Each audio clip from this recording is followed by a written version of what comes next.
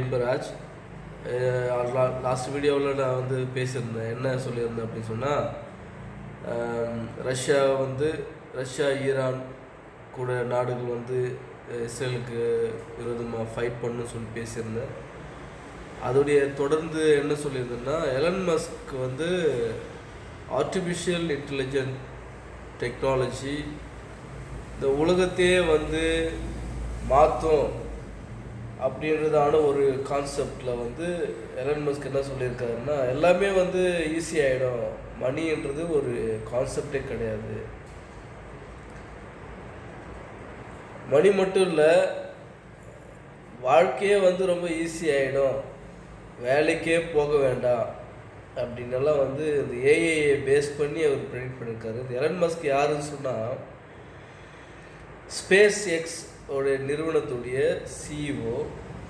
அவர் ஒரு சயின்டிஸ்ட்டு.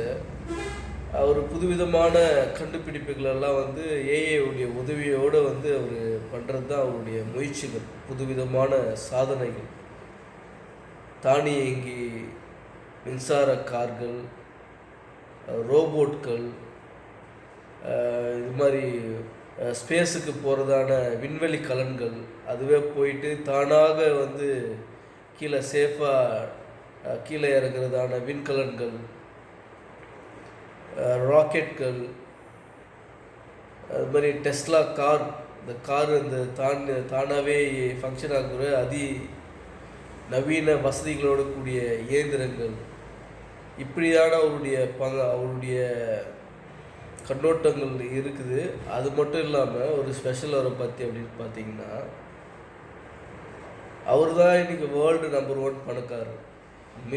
பில்லியனை பார்த்துருக்கோம், ட்ரில்லியனர் வந்து நம்ம பார்த்துருக்கோம்னா அவர் மிஸ்டர் எலன் மஸ்க் அவர்கள் தான். ஏன்னா ஒரு வித்தியாசமான நியூஸ் எல்லாம் சொல்லி அதிகமாக வந்து நிறைய பேரால் பேசப்படுவார். அவர் சொல்கிறது வந்து ஒத்துக்க முடியாத விஷயமா இருக்கும், ஆனால் அது நடந்துடும்.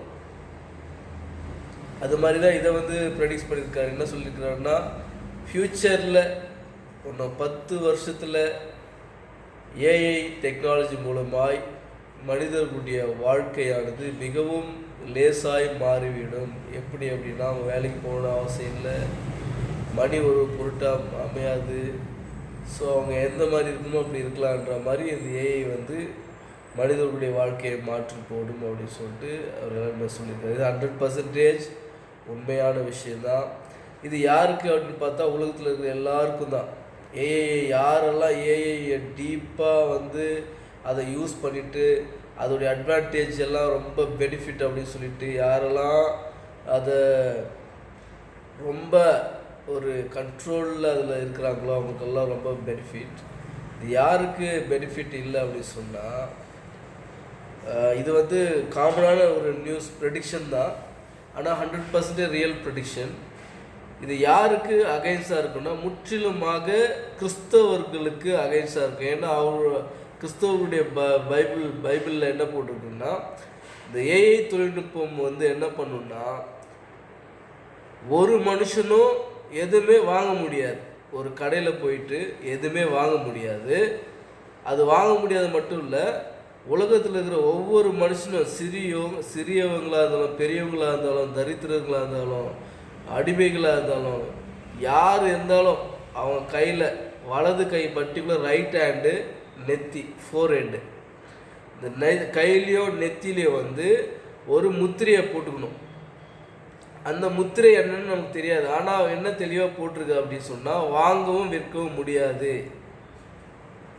அப்படின்னு போட்டிருக்குது. பட் வாங்கவும் விற்கவும் முடியாது அப்படின்னு சொன்னால், எது வாங்கவும் விற்கவும் முடியாது, எதனால் வாங்கணும், எதனால் விற்கணும், அந்த வாங்குகிற விற்கிறதுல எது செயல்படுதுன்னா காசு தான். மணி தான் வந்து வாங்குறது விற்கிறதுக்கு சென்ட்ரலாக வந்து செயல்படுறது. அப்போது இந்த மணி வந்து என்ன ஃப்யூச்சரில் கொண்டு வர போகிறாங்கன்னா, டோட்டலாக பார்த்தீங்கன்னா சென்சாரில் கொண்டு வர போகிறாங்க. இதுதான் என்னுடைய ப்ரெடிக்ஷன்.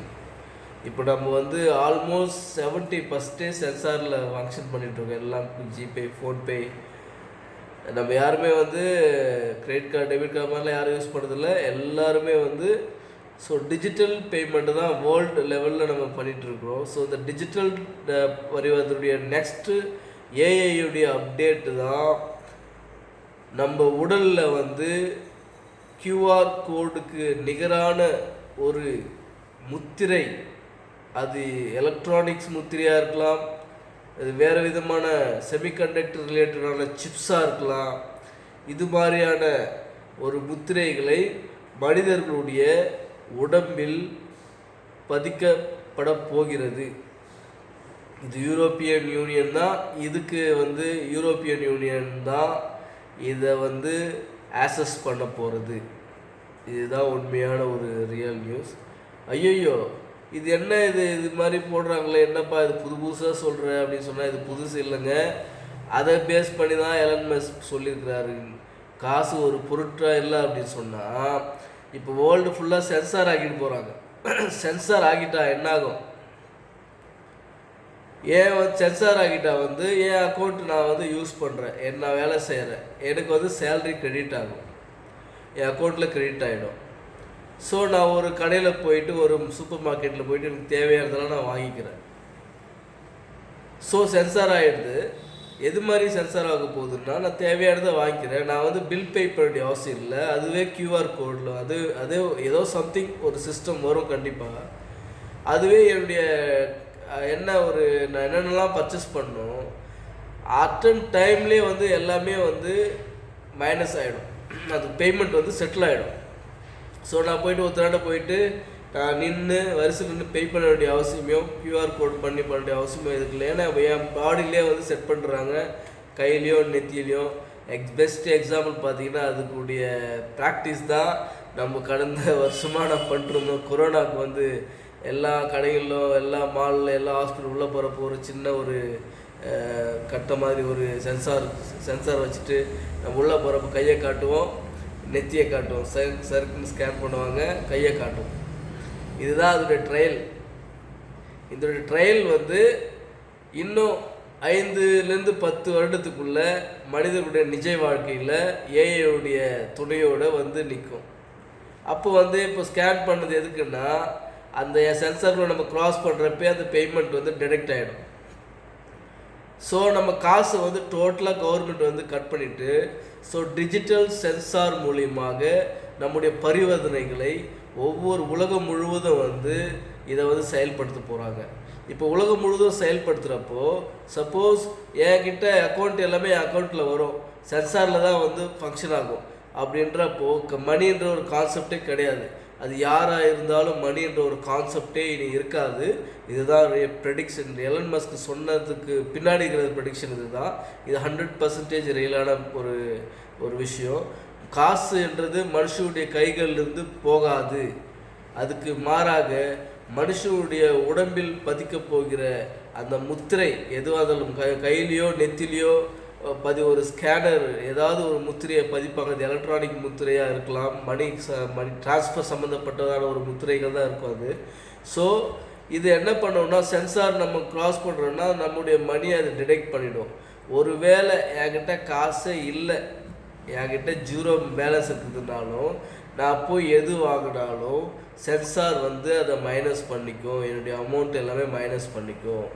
சரி, அமௌண்ட்டெல்லாம் மைனஸ் இல்லாத அமௌண்ட் எப்படி மைனஸ் பண்ணிக்கணும்னா, இப்போ மணியே கிடையாது, இப்போ சென்சார் ஆகிட்டு இருக்காங்க அப்படின்றப்ப இப்போ நெக்ஸ்ட் மந்த் நான் சேல்ரி எனக்கு வந்து என் அக்கௌண்ட்டில் விழும், இல்லை ஏதோ ஒரு பிஸ்னஸ்லேருந்து வர சேல்ரி என் அக்கௌண்ட்டில் விழணும், அதுவும் சென்சாராக தான் இருக்கிறப்போ நான் காசே இல்லாமல் போயிட்டு ஒரு சூப்பர் மார்க்கெட்டில் பர்ச்சேஸ் பண்ண அந்த அமௌண்ட்டு ஹோல்டில் இருக்கும். காசு என் அக்கௌண்ட்டில் வந்ததே இது ஆட்டோமேட்டிக்காக வந்து டிரான்சாக்ஷன் வந்து கிரெடிட் ஆகிடும். ஸோ இதுதான் அதோடைய பின்வெளி. இப்போ இப்படி இருக்கிறப்போ மனுஷர்களுக்கு ஏதாவது தோணுமா? இப்போ என்கிட்ட காசு இல்லைன்னா என்ன பண்ணுவேன்?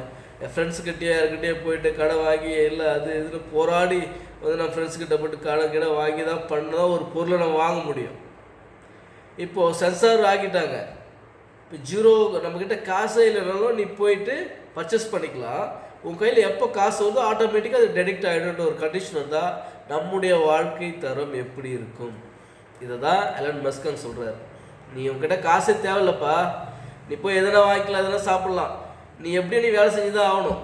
அந்த காசு சென்சார் மூலிமா உன் அக்கௌண்ட்டில் வந்து தான் ஆகணும். அது சென்சார் மூலிமா அவுட்டில் கண்டிப்பாக போயிடணும். ஸோ இங்கே நீ வந்து டிரான்சாக்ஷன் பண்ண வேண்டிய அவசியம் கிடையாது. நீ எதுக்கு பே பண்ண வேண்டிய அவசியம் கிடையாது. நீ எதுக்கெல்லாம் பே பண்ணுறியோ நீ அதெல்லாம் வந்து சென்சார் மூலிமா அதே ஆக்டிவேட் ஆகிடும், அதுவே டீஆக்டிவேட் ஆகிடும். இது மாதிரி கான்செப்டை தான் ஏஐடைய பேஸ் கொண்டு வந்து டிரான்சாக்ஷனில் கொண்டு வர போகிறாங்க.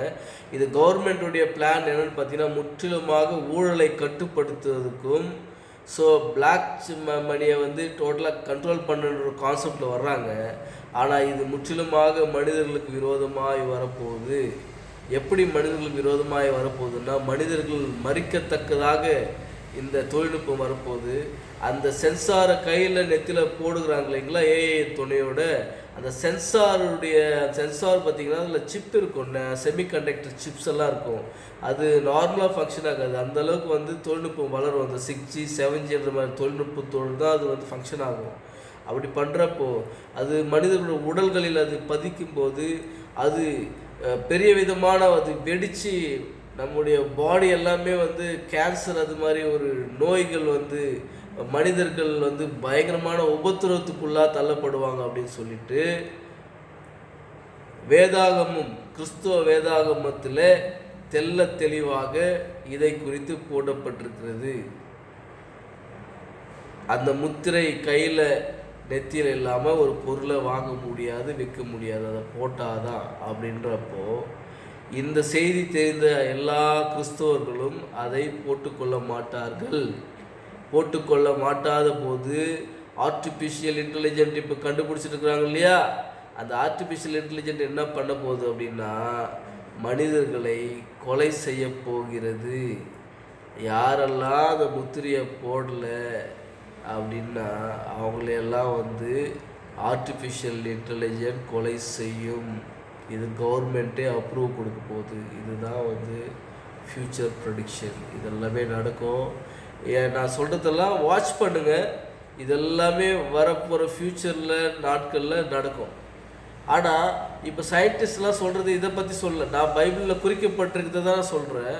ஆனால் இது 100% இது எவ்வளோ பைபிளில் இருக்கிற காரியங்களே நடந்துருக்கு. ஏன்னா யுத்தம், பூமி அதிர்ச்சி வருது, மேத்யூ 24 போட்டிருக்கு பூமி அதிர்ச்சி வரும். பஞ்சம் வருது, யுத்தங்கள் நடக்குது, மேத்யூ சாப்டரில் போட்டிருக்குது யுத்தங்கள் நடக்குது. இதெல்லாம் நடக்கிறப்போ இந்த சம்பவங்களும் ஏன் நடக்காது? அதனால தான் நான் இந்த ப்ரெடிக்ஷனாக வந்து நான் இதில் வந்து பேசுகிறேன். கண்டிப்பாக இதெல்லாம் நடக்கும். எனக்கு 100% இது நடக்கும், நடந்தே தீரும், நடக்காமலாம் போகாது.